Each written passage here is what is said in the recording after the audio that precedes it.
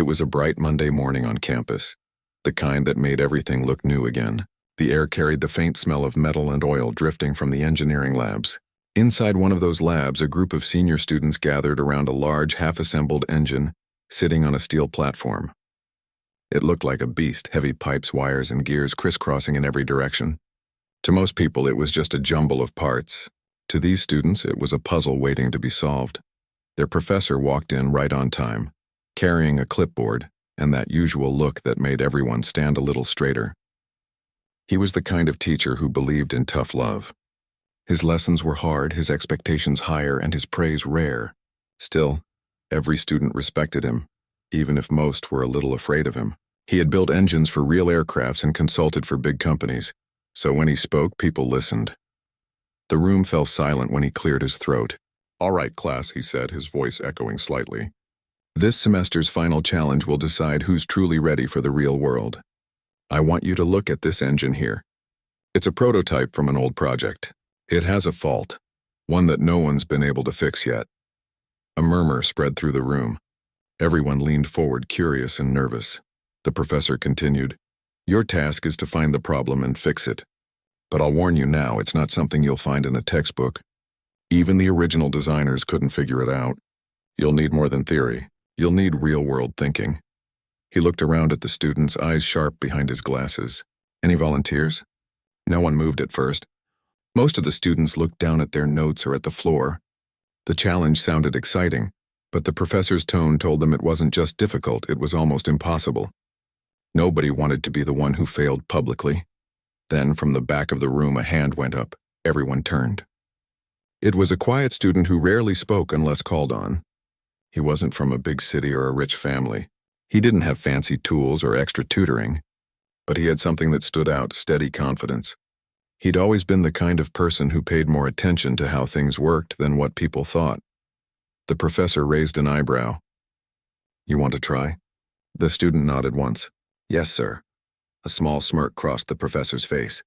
"All right then. But let's make this interesting. I'll give you 10 minutes. If you can fix this engine in that time, you'll have my respect for life." The words hung in the air. Everyone stared in disbelief. 10 minutes? That was barely enough time to even open up the panels properly. The challenge sounded like a setup for failure. Some students exchanged quiet laughs, whispering that this was going to end badly. But the student didn't back down. He simply walked toward the engine, rolling up his sleeves. The professor glanced at the clock. "Your time starts now." The student took a deep breath. The first thing he did was walk around the engine slowly, studying it from every side. He didn't rush, didn't grab any tools yet. His eyes followed the lines of the pipes and wires, noticing small details, the kind that others might miss. The lab was so quiet you could hear the faint hum of the fluorescent lights overhead. Even the usual chatter of machines from nearby rooms seemed to fade. Every pair of eyes was on him. He crouched to look under the base, then stood back up and pressed his hand lightly against one of the metal panels. He wasn't just looking. He was listening. The professor noticed this, folding his arms with mild curiosity. "Interesting," the professor muttered quietly. At the 3-minute mark, the student still hadn't touched a wrench. He just kept studying, his brow slightly furrowed. Most people would have started unscrewing parts by now, but he knew better. If you start taking things apart without understanding them, you can make the problem worse. Finally, he reached for a small flashlight and leaned closer to one of the pressure valves. His movements were calm and deliberate. He noticed something, the faintest flicker of oil near a connector. That wasn't normal. It was almost invisible, a tiny shimmer where there shouldn't be any. He smiled slightly, as if a piece of the puzzle had just fallen into place. He turned to grab a small wrench and a thin screwdriver from the nearby table. His hands moved with quiet confidence, the kind that came from years of tinkering. Growing up, he'd spent his weekends fixing old lawnmowers, cars, even broken radios in his neighborhood. He wasn't a top student because of fancy labs. He learned through trial and error. Now that same experience guided him. He tightened one bolt, loosened another, adjusted a small alignment on the valve, and wiped off the oil. Then he tapped the side of the panel gently, as if listening to how the metal responded. The professor checked his watch. 7 minutes gone, he said, not unkindly but clearly skeptical. The student nodded without looking up. He wasn't nervous. His breathing stayed steady. He disconnected one small wire, realigned it, and reattached it in a slightly different position. Then he checked the pressure gauge. It flickered once, then steadied. A few students leaned in closer, whispering, "What's he doing?" One said softly. "Looks like he found something," another replied. The professor remained silent, though his expression had changed from amused to thoughtful. At the 8-minute mark, the student reached for the ignition switch. He looked at the professor. "May I?" he asked politely. "Go ahead," the professor said. The student pressed the switch. For a second, nothing happened. Then the engine coughed once, twice, and began to hum softly. It wasn't perfect yet, but it was alive. The vibration steadied and the gauges climbed to normal levels. Gasps filled the room. Several students actually clapped without realizing it. The professor walked closer, his eyes locked on the readings. He bent down, checking every indicator twice. The numbers were perfect. The machine that had sat dead for months was running smoother than it ever had. He straightened up slowly, still staring at the student. "You've done this before?" he asked, his voice quieter now. "Not this engine," the student replied, wiping his hands on a cloth. "But the way it sounded when I tapped the side, it reminded me of an old car engine I fixed back home." The pressure valve alignment was slightly off, and the oil leak was throwing the sensors off balance. Once I realigned it, the flow stabilized. The professor blinked, clearly processing what he'd just heard. Then he let out a short, surprised laugh. "You solved in 10 minutes what others couldn't fix in months," the student smiled faintly. "I just listened to it." The professor's smirk was gone now. He looked at the student not as a teacher looks at a pupil, but as one professional looks at another. He extended his hand. "Well done," he said simply. The room erupted in applause. Some students shook their heads in disbelief. Others just grinned, knowing they'd witnessed something special. The professor turned back to the class. "Let this be a reminder," he said. "Engineering isn't just about numbers. It's about understanding. Machines speak, you just have to learn how to listen." The student quietly stepped aside, his hands still slightly greasy, but his eyes calm and bright. He didn't bask in the attention. He just looked at the running engine with quiet satisfaction. The hum of the machine filled the room, steady and strong. It wasn't just a sound, it was proof. Proof that sometimes genius doesn't come from privilege or fancy degrees. It comes from patience, from hands that have worked hard, from a mind that refuses to give up. When the professor finally dismissed the class, several students went up to him, eager to ask how he figured it out so fast. He answered each question kindly, explaining his thought process, encouraging others to think beyond the obvious. He wasn't arrogant or boastful. He just wanted to share what he knew. As the room emptied, the professor stood by the engine for a moment longer. He looked thoughtful, maybe even a little humbled. Then he turned toward the door and called out to the student, who was quietly packing his notebook. "You know," the professor said, "you just taught this class more than I did today." The student smiled and nodded. "Maybe, but I learned a lot too." The professor chuckled softly. "You've got something special, son. Don't lose it." The student didn't reply right away. He just looked at the engine one last time, the faint hum still echoing through the lab. Then he said, "I won't." He walked out into the bright sunlight, wiping the last bit of oil from his hands. The day felt different now, full of possibility. He didn't know it yet, but this was the moment that would change everything. The story of what happened in the lab spread across the campus faster than wildfire.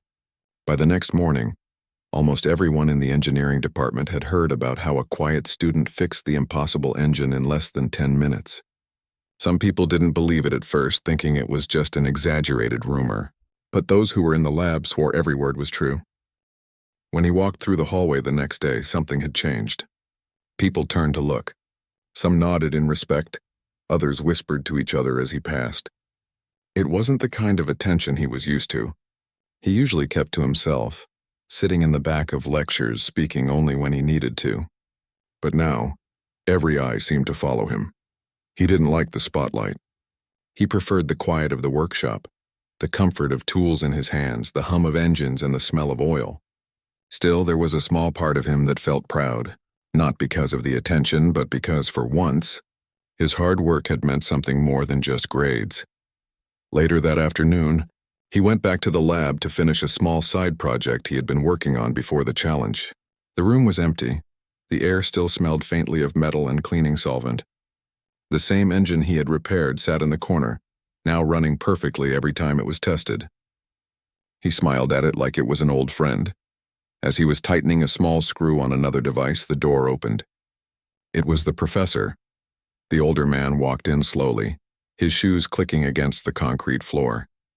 He stopped near the workbench and watched for a moment before speaking. "You're here early again," he said, his voice calm. "I just wanted to finish this up before class." The student replied without looking up.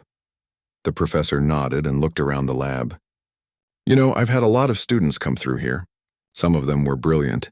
Some of them worked hard, but very few had both. What you did yesterday wasn't just luck." The student smiled faintly. "I just saw something others didn't." "That's exactly my point," the professor said. "You saw it because you've spent years listening and learning in ways that most people don't. You didn't panic. You didn't guess. You trusted what you knew." The student put down his tool and turned to face him. "Where I grew up, you had to learn fast. If you couldn't fix something, you didn't have another one to use. My dad taught me to never throw a machine away until you understand why it failed." The professor smiled at that, his eyes softening. "Sounds like a good teacher." "He was," the student said quietly. "He taught me most of what I know." For a moment, neither of them spoke. The hum of a nearby fan filled the silence.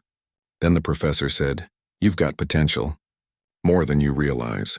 I want you to join a special research project I'm leading. It's focused on mechanical diagnostics and hybrid engine systems. We need people who can think beyond blueprints."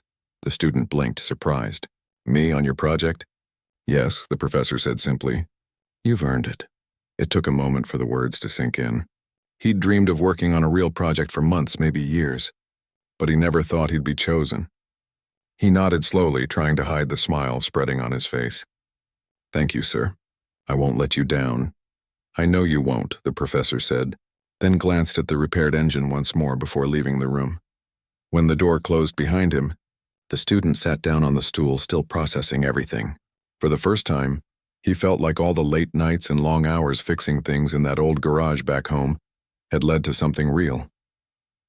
Over the next few weeks, he joined the research team. It wasn't easy at first. The other members were older and more experienced. They came from families that could afford advanced tools, private tutors, and extra courses. He came from a small town where everything was learned by doing, not by reading.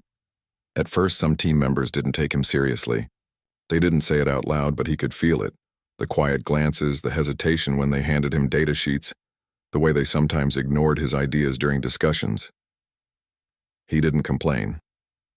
Instead, he worked harder. Every morning, he was the first one in the lab.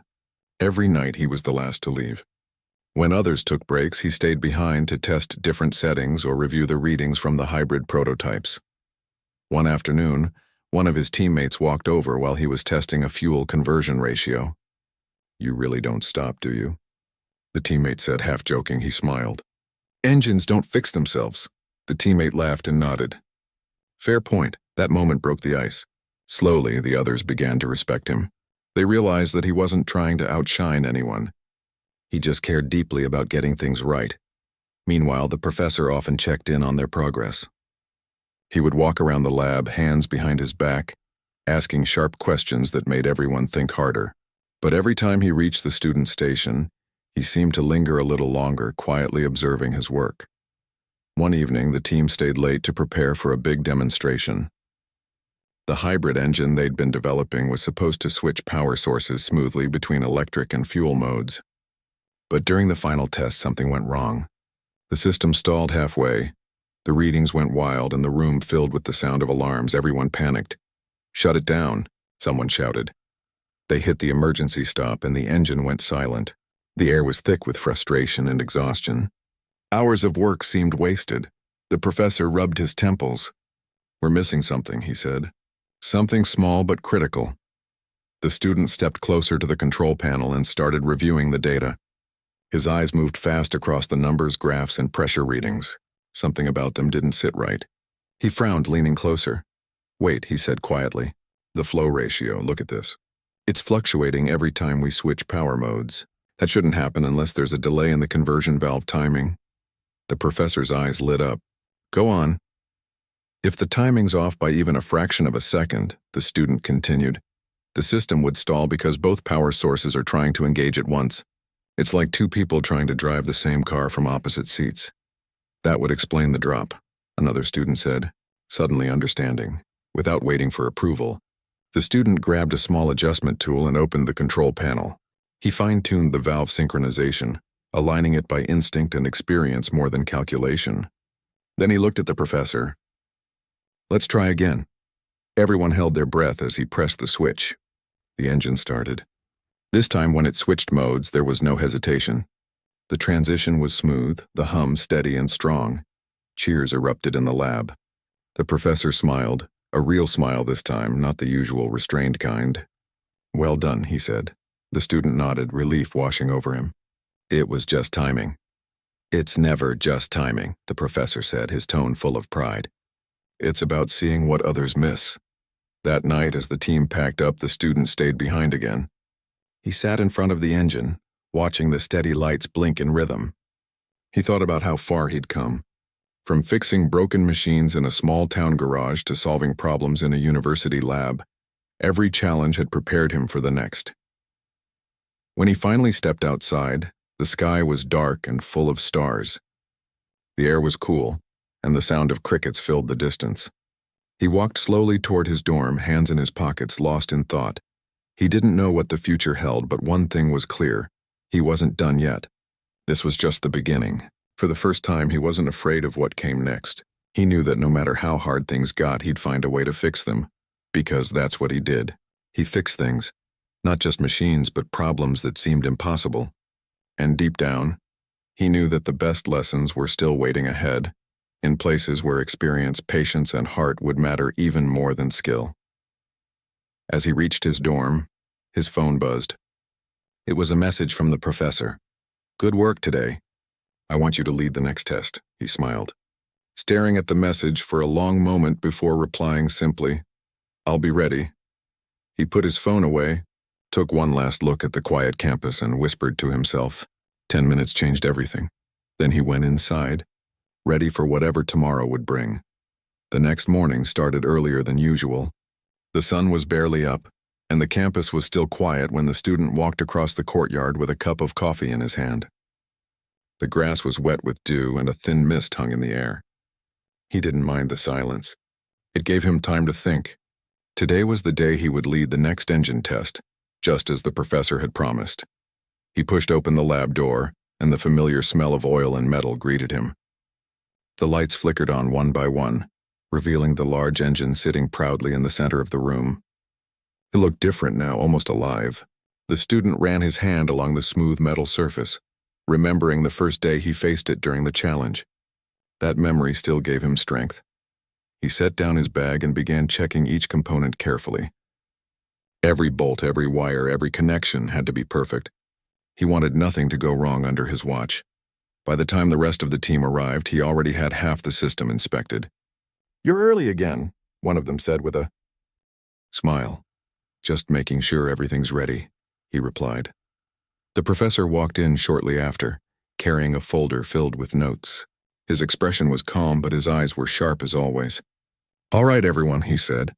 Today our goal is to test the new conversion sequence. If it works, we'll finally have a stable hybrid transition at higher loads. The team nodded, excitement mixing with nerves. The professor looked directly at the student. You're leading the process. Walk us through it. The student took a breath, stood tall, and began explaining each step in clear, simple terms. He pointed to the pressure valves, the control circuits, and the timing sensors, describing what needed to be monitored and how to respond if something went wrong. His voice was steady, confident, and calm. When he finished, the professor smiled slightly. Good, you've got this. They started the test. The engine roared to life, filling the room with deep vibrations that shook the floor. Everyone put on their safety gear and watched the readings on the monitors. At first, everything was smooth. The numbers stayed steady. The temperature was balanced and the fuel flow was perfect. Then, halfway through the transition phase, a small warning light began flashing on the console. The student's eyes shot toward it immediately. Something's off, he said. The professor moved closer. What is it? The pressure feed is dropping, the student replied. It's losing stability during the high-speed conversion. Everyone looked tense. If the pressure dropped too far, the entire system could stall again. The student's fingers flew across the control panel, adjusting the settings, analyzing the data as fast as he could. His mind worked like clockwork, piecing together the cause. After a few seconds, he said quietly, "It's the secondary valve actuator. It's reacting slower than expected." The professor frowned. "You can fix that manually?" "Maybe," the student said, already moving toward the engine. He grabbed a small toolkit and climbed up beside the control housing. The engine was still running, shaking slightly as he worked. He adjusted one of the side valves, tightening a small screw that had started to loosen under the heat. Sweat rolled down his forehead, but he didn't stop. The sound changed almost instantly. The vibrations evened out, the warning light stopped blinking, and the gauges returned to normal. "It's stabilizing," someone shouted. The professor checked the main screen and nodded slowly. "Perfect alignment. You did it again." The student stepped back, wiping his hands with a cloth. His heart was still racing, but the relief washed over him like a wave. He could hear the rest of the team cheering, but all he could think about was how close they'd come to losing it. After the test ended, the professor walked over and clapped a hand on his shoulder. "You've got good instincts. You don't just react, you understand." The student smiled. "Machines make sense. You just have to listen when they start talking." The professor chuckled softly. "You and your listening. It's working, though." That evening, after the long day in the lab, the student stopped by a small cafe near campus. He sat by the window sipping tea, staring out at the busy street. People walked by laughing, talking, living their lives. He thought about how different things were now. A few months ago, no one even knew his name. Now the professor trusted him to lead experiments, and the other students looked at him like a mentor. But deep down, he still felt the same. He still remembered the nights fixing engines in a cold garage, the sound of his father's voice saying, "Every problem has a rhythm. Once you find it, you can solve it." He smiled at the memory. That voice was always in the back of his mind when he worked. As he sat there lost in thought, his phone buzzed. It was a message from one of the team members. "Great job today. You're the reason we're still in this project. Thanks for helping us stay on track." He typed back simply, "We all did it together." The next few weeks were some of the busiest of his life. The team continued refining the hybrid system, improving efficiency, testing new fuel blends, and running data simulations late into the night. Every small success brought them closer to presenting their work at the upcoming University Innovation Expo, a huge event that attracted engineers, investors, and company scouts from all over the country. It was a big opportunity, and everyone knew it. The professor called a meeting one Friday afternoon. "Our project has been approved for the main showcase," he said. "We'll be presenting next month. I want all of you ready to explain your roles and the technical process behind this system." Excitement filled the room. The student felt his heart skip a beat. It was one thing to work quietly in a lab. It was another to present in front of industry experts. But he was ready. The following days were spent preparing for the presentation. The student stayed late after every session, rehearsing his explanations, simplifying complex ideas so anyone could understand.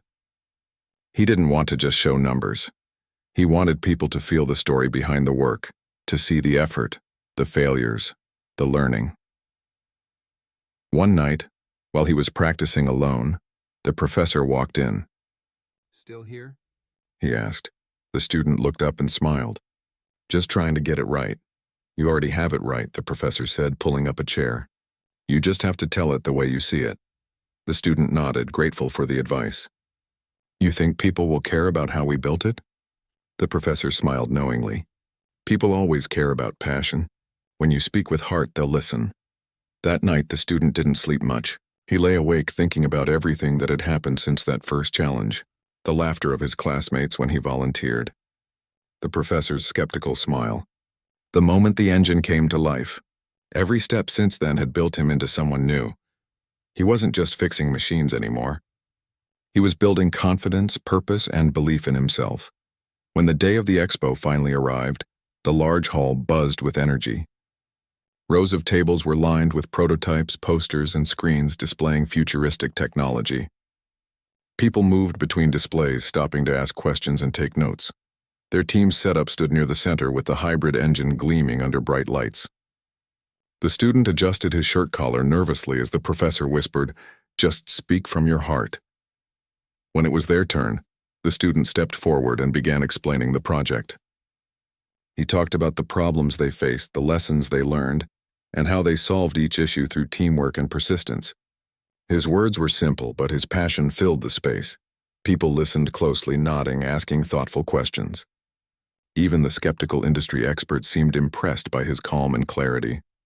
When the demonstration began, the engine ran flawlessly, transitioning between power sources without a single flicker. When it ended, the crowd applauded. Some even stood up. The professor smiled proudly, and the team exchanged happy looks. Later that evening, as they packed up, a few representatives from engineering companies approached, asking about internships and future collaborations.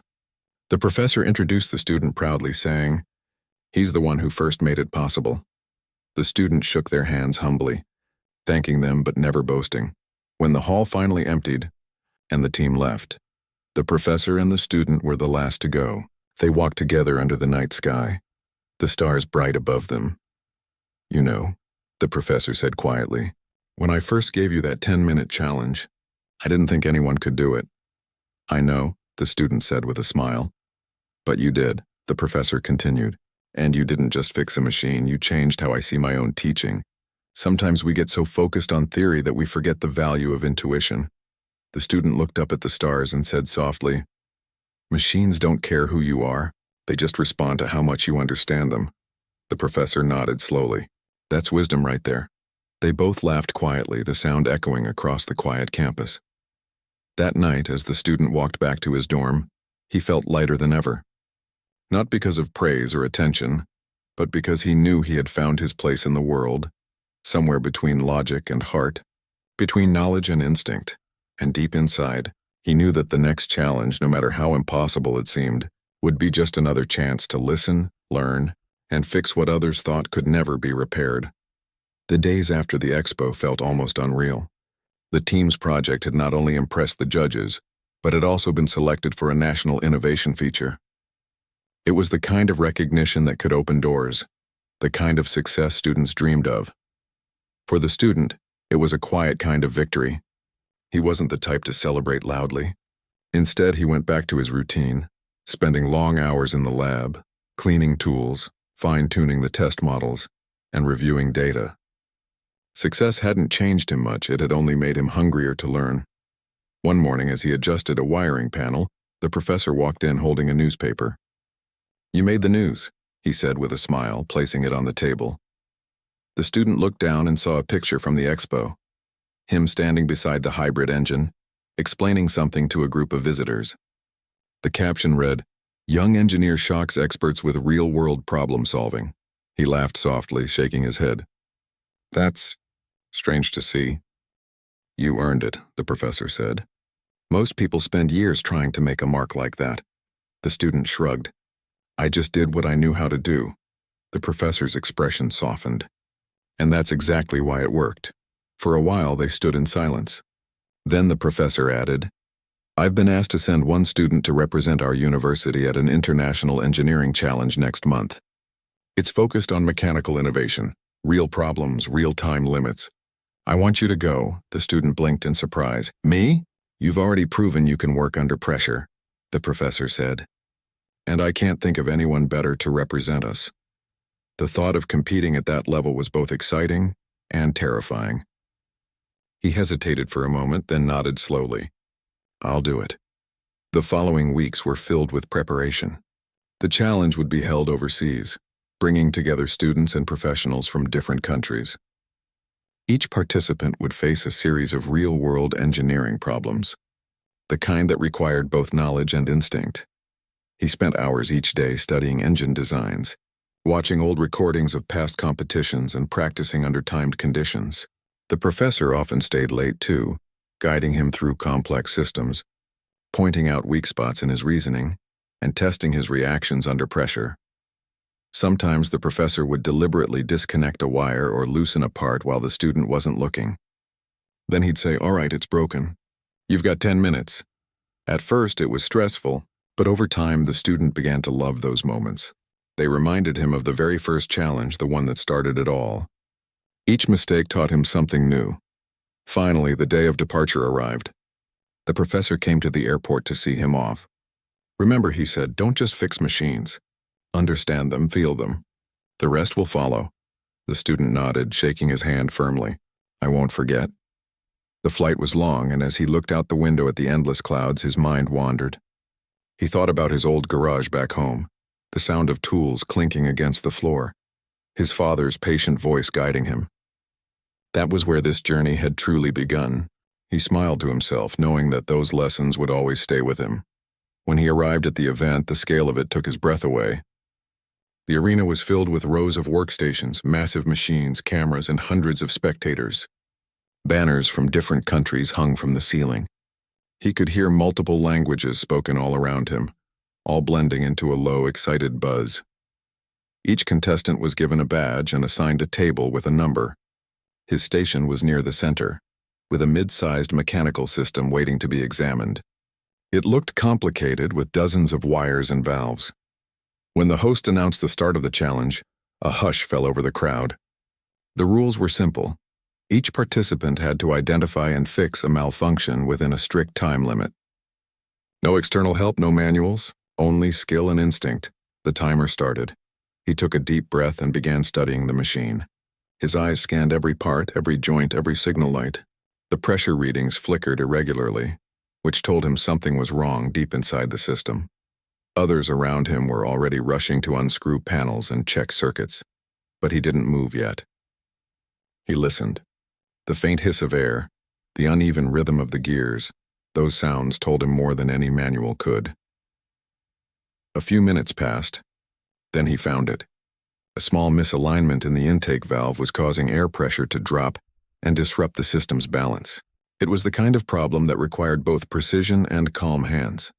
He reached for his tools and began working, tuning out the noise of the crowd and the ticking clock. His focus narrowed until the world felt silent, except for the hum of the machine beneath his hands. When he tightened the final bolt and reset the switch, the engine sputtered, then steadied into a perfect balanced rhythm. He checked the clock. He still had 90 seconds left. The judge standing behind him raised his eyebrows in surprise. "Finished already?" The student nodded. "It's stable now." The judge examined the readings, then smiled slightly. "Excellent work." When the time ended, the results were announced. Out of all the participants, only a handful had completed their repairs successfully, and he was one of them. The audience applauded, cameras flashing. Later that evening, as he stood outside the arena under the cool night air, he finally allowed himself to breathe. The city lights shimmered in the distance, reflecting off the river. He didn't feel like a winner. He just felt grateful. The next day, during the final ceremony, the professor's words echoed in his mind. "Understand, don't just fix." It had guided him through every step. When his name was called for one of the top awards, he walked up to the stage quietly, shaking hands with the event organizers. They praised his calmness, his problem-solving approach, and his humility. Afterward, several engineers approached him with offers, internships, mentorships, even small research grants. It was overwhelming. He took each card politely but didn't rush any decisions. He wanted time to think. When he returned home, the professor was waiting for him outside the lab. "You did it," he said simply. The student smiled. "We did it." Inside, the lab felt warmer than ever. It wasn't just a room full of machines anymore. It was a place of growth, of lessons, of quiet victories. The other students cheered when he walked in, patting him on the back and asking about the challenge. He laughed, telling them about the pressure, the sounds, and the way his hands had almost started shaking before the timer began.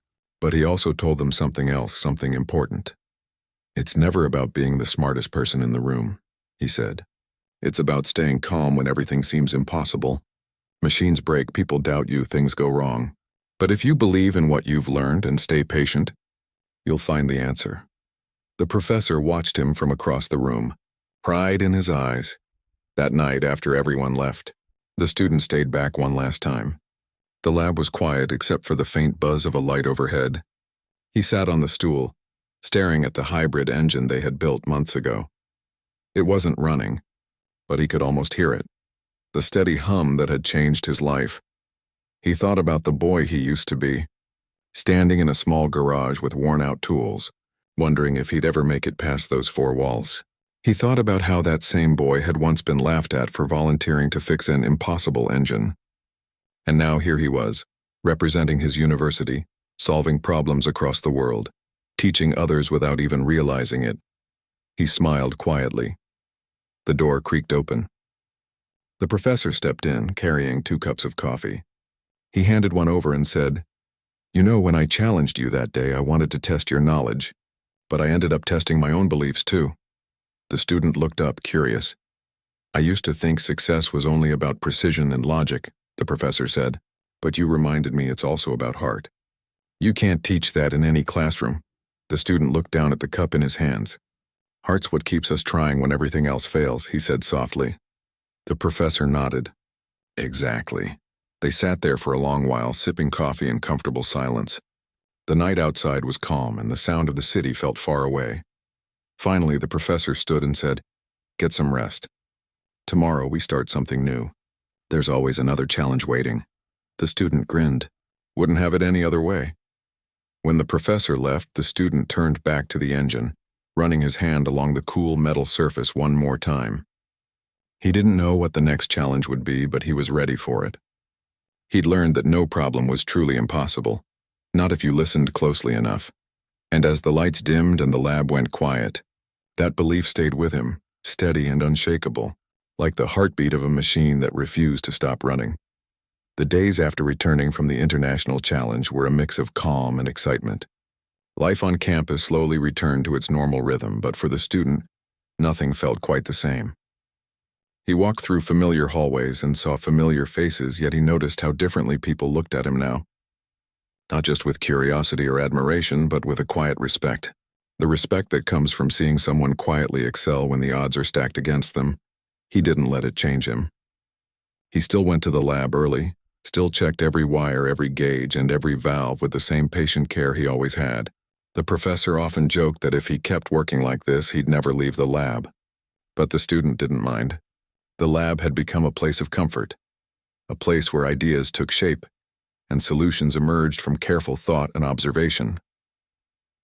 One afternoon, the professor walked in with a folder of letters and emails.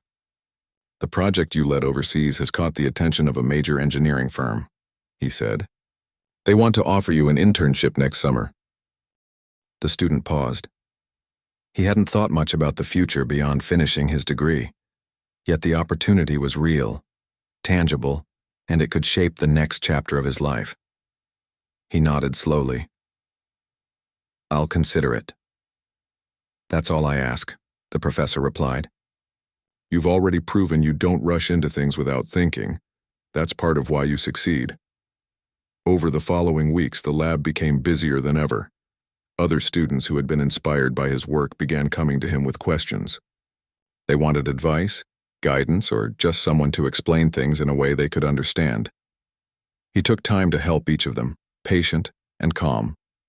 Teaching was different from fixing an engine, but he found it rewarding in a way he hadn't expected. One afternoon, a young student approached him, holding a small malfunctioning motor. "I tried fixing it, but it won't run," the student said nervously. The student took the motor, examining it carefully. He didn't rush. He turned it over, in his hands, listened to the hum of its inner parts, and noticed the subtle misalignment that was causing the problem. "Here," he said, showing the other student how to adjust it. "You need to make this connection steady. See? The timing of the rotation has to match the feed exactly." The young student followed his instructions, and, after a few careful adjustments, the motor started running smoothly. Their eyes widened with surprise and delight. "It works!" they exclaimed. The student smiled quietly.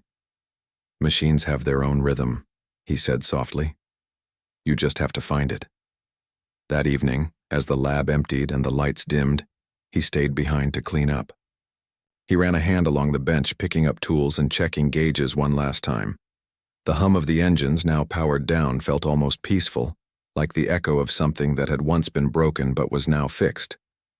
The professor returned, carrying 2 cups of coffee. "You've changed a lot since that first challenge," he said, handing one to the student.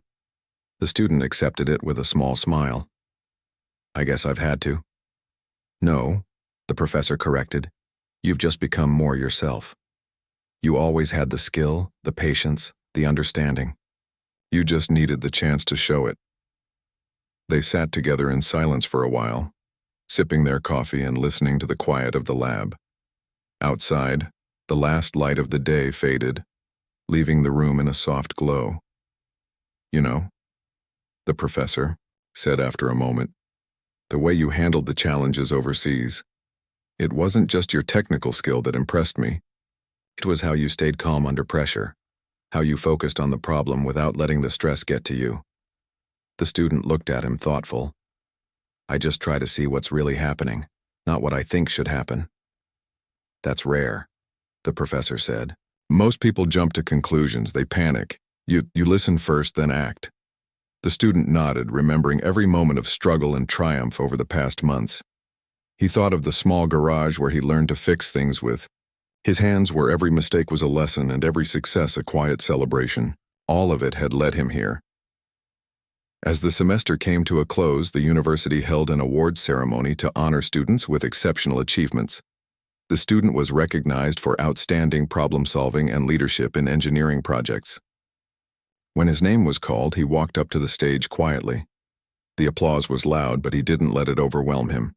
He shook hands with the dean, accepted the award, and looked out at the audience. He didn't see the applause as praise for himself. He saw it as recognition of the hard work, the patience, the persistence, and the lessons learned from failures. After the ceremony, the professor came up to him and said, "You've done more than I could have imagined. Not just fixing engines, but showing everyone here what real skill looks like. Remember, this is just the beginning." The student nodded, understanding. He knew there would be more problems, more challenges, and more situations that would test him. But he also knew that he had learned something far more important than any technical skill. That patience, focus, and understanding could overcome almost anything. Over the next few months, he continued to work on the research project, helping design more efficient systems and mentoring younger students. The hybrid engine became a model for future projects, and the lessons he learned were shared widely across campus. One afternoon, he stood alone in the lab, looking at a new prototype sitting on the bench. He ran his hands along the metal surface, feeling the contours, imagining how it would operate. He smiled to himself, thinking about all the times he had struggled with machines that seemed impossible. He remembered the professor's words from that first challenge, "Machines speak, you just have to listen." He had listened, learned, and now, in his own quiet way, he had begun to teach that lesson to others. It wasn't about showing off skill or proving himself. It was about understanding, patience, and heart. Later, he walked across campus at sunset, the golden light spilling over the buildings and the trees. The day felt calm, the air soft and cool. He thought about the journey he had taken, from the quiet, nervous student volunteering for an impossible challenge to someone who had faced real-world problems on an international stage, to someone who could inspire others. He realized that success wasn't a single moment. It wasn't the applause, the awards, or the recognition. It was in the quiet work, the patient adjustments, the careful observation, and the willingness to keep learning when everything felt impossible. The professor had been right. Every problem had a rhythm, and understanding that rhythm made all the difference. He thought about how far he had come, and he felt a sense of calm pride. Not arrogance, not boastfulness, but quiet pride in knowing he had faced the impossible, learned from it, and helped others along the way. As the sun dipped below the horizon, he paused at the edge of the campus and looked out over the city. The lights reflected in the river, and the streets were alive with movement. Somewhere out there, more challenges waited. Problems to solve, engines to fix, and lessons to learn. He smiled. He was ready, because he had learned that no challenge was truly impossible, not if you listened carefully, observed patiently, and worked with heart. That knowledge, more than any technical skill, was what had brought him this far and would carry him into the future. And as he walked back toward the lab, the quiet hum of the city in the background, he knew one thing for certain. Whatever came next, he would face it the same way he had faced every impossible engine, every daunting problem, every moment of doubt. He would listen. He would understand. And then, step by step, he would fix it. Because that was who he had become. Not just a student, not just an engineer, but someone who could see possibility where others saw failure, someone who could turn the impossible into reality, and someone whose heart was as steady as his hands. And with that, the story that began with a 10-minute challenge in a university lab had come full circle, leaving a quiet, lasting mark, not just on the engines he fixed, but on the people who witnessed his work, the students he guided, and the world he had quietly begun to change.